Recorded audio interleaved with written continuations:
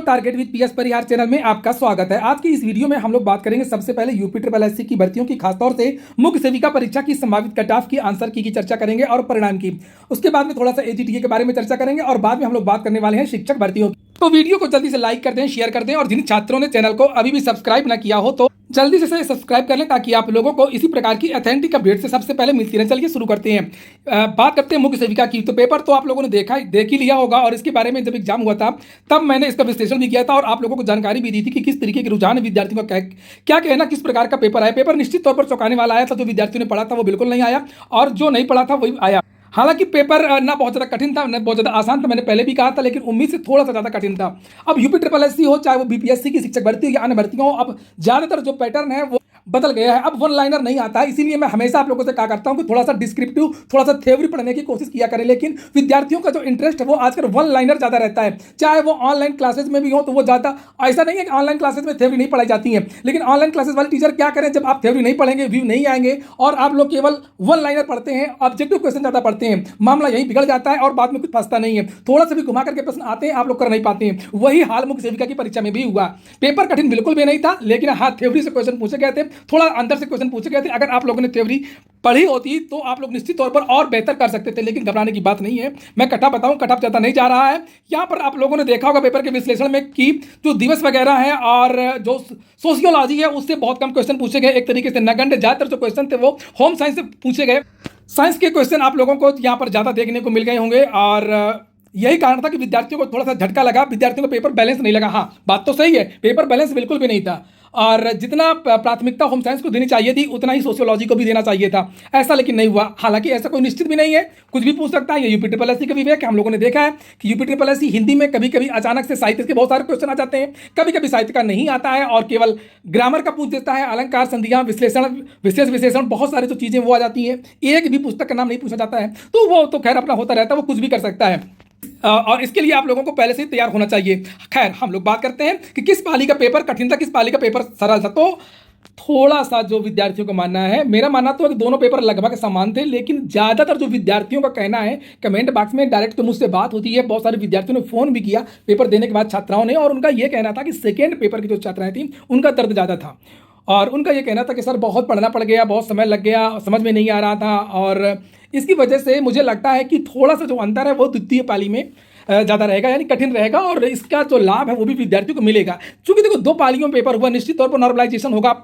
बिना मतलब में पूछते हैं कि सर नॉर्मलाइजेशन होगा या नहीं होगा, ऐसे तो नहीं मेरिट बन जाएगी, नहीं ऐसा बिल्कुल भी नहीं होता है। ज़्यादातर परीक्षाएं जिसमें जो एक से अधिक पालियों में होती है तो उसमें नॉर्मलाइजेशन को फॉलो ही किया जाता है, नहीं तो फिर मुकदमेबाजी कोर्ट में मामला फंसेगा। तो ऐसा नहीं है, नॉर्मलाइजेशन होगा और जो द्वितीय पाली की छात्राएं हैं उनको निश्चित तौर पर कुछ ना कुछ फायदा होगा। अब ये मैं नहीं बता सकता कि कितना फायदा होगा, लेकिन कुछ ना कुछ जरूर फायदा होगा। मुझे लगता है कम से कम 4 नंबर का फायदा हो सकता है, 4 से ज़्यादा नंबर का फायदा हो सकता है।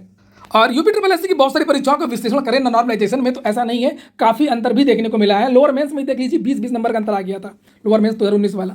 ऐसी बहुत सारी परीक्षाएं भी हैं जिसमें बहुत ज़्यादा अंतर देखने को मिला है। तो ये तो पता चलेगा कि कितना कठिनाई स्तर है, कितना अंतर है दोनों पेपरों में। हम बात करेंगे अब कट ऑफ की। तो कट ऑफ कितनी जा सकती है, मैंने जिस दिन पेपर बना था उसी दिन मैंने बताया था, एक मोटा मोटा मैंने आंकड़ा आप लोगों को बताया था, लेकिन मैं आज आप लोगों को बताऊं कि जो मैं आंकड़ा बताने जा रहा हूं SC ST OBC इत्यादि का, उसमें से जो सेकेंड पाली के विद्यार्थी हो वो अपना लगभग 4 नंबर या 3 नंबर ज़्यादा जोड़ लें।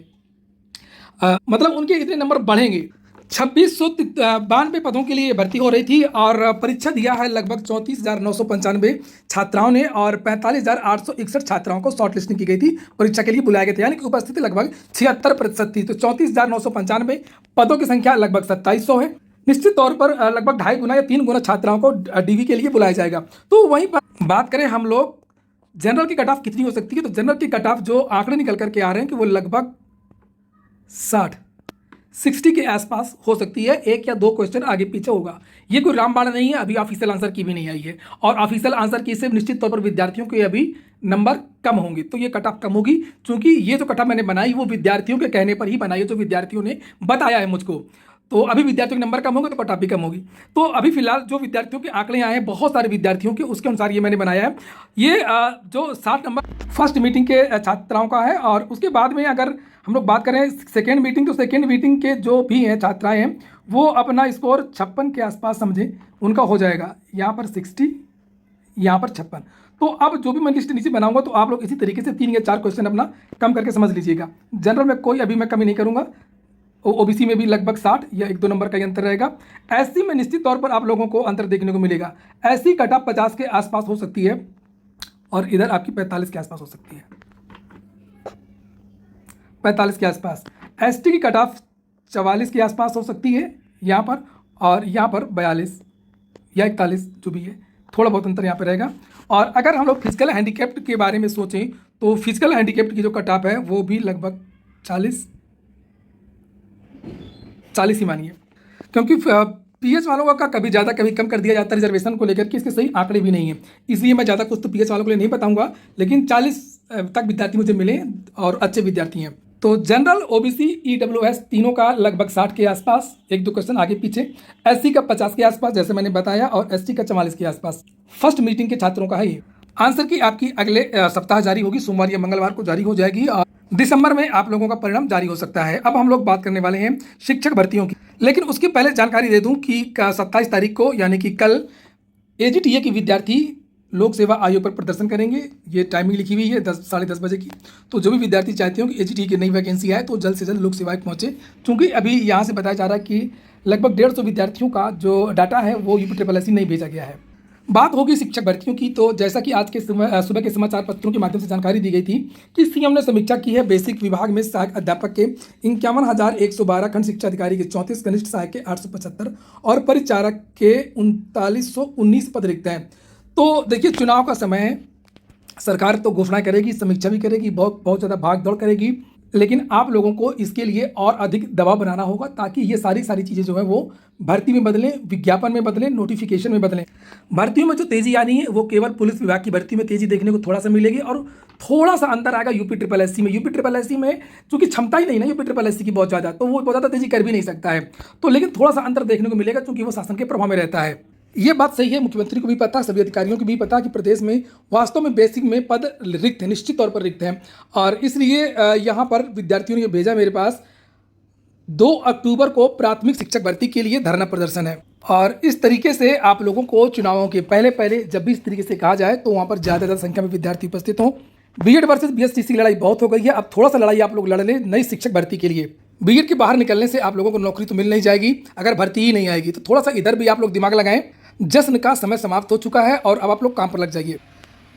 2 अक्टूबर ये देखिए प्रयागराज में ये धरना प्रदर्शन है। वहीं पर संयुक्त मोर्चा की तरफ से भी रोजगार का माहौल बनाने के लिए, बेरोजगारी के लिए कि ये उपवास रखा गया है। रोजगार अधिकार की मांग को लेकर के बेरोजगारों ने संयुक्त मोर्चा के बैनर तले गांधी जयंती के उपवास रखने का निर्णय लिया गया है। मोर्चा के केंद्रीय टीम संयोजक राजेश आचान, युवा मंच के अध्यक्ष अनिल सिंह, संयुक्त युवा मोर्चा टीम उत्तर प्रदेश राम बहादुर पटेल आज ने चेतावनी दी है कि अगर प्रदेश के सरकारी विभागों में रिक्त 6 लाख पदों को भरने की प्रक्रिया शुरू नहीं की गई तो चुनाव में खामियाजा भुगतना पड़ेगा।